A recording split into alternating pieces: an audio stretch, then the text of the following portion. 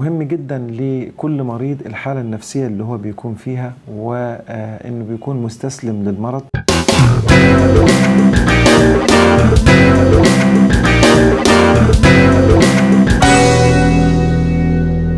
أهلا وسهلا بحضراتكم جميعا.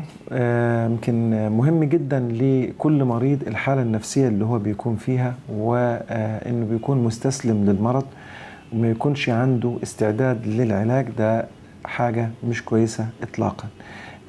ربنا لما بيصيب أي إنسان بأي مرض من الأمراض فهو أكيد منع عنه مشاكل تاني كتير. فالاختبار في صحتك، الاختبار في رزقك، الاختبار في أولادك، كل ده اختبارات من ربنا.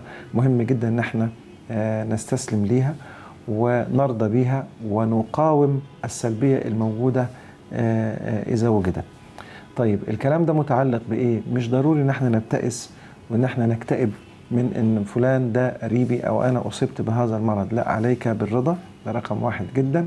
عليك بان القدر خيره وخيره مش خيره وشره، لان كل القدر خير. انك انت تحاول تعمل شيء مفيد في حياتك ولا تستسلم لهذا المرض تحت اي ظرف من الظروف. حاول تغير البيئة اللي انت موجود فيها كل فترة واخرى، انك انت تزور مثلا احد مناطق الاستشفاء البيئي الموجودة في مصر، ودي منها مئات الاماكن.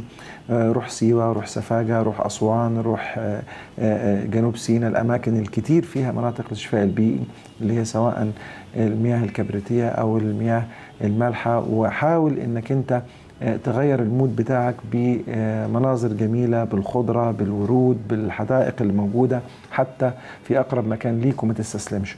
وجودك في بيئة صحية، وجودك مع الشمس، يعني إذا خرجت بس وتعرضت لأشعة الشمس أنت ممكن كده بتستفيد بكمية من الطاقة كبيرة جدا. خروجك من البيت ده مهم جدا، حتى لو انت كنت على كرسي متحرك.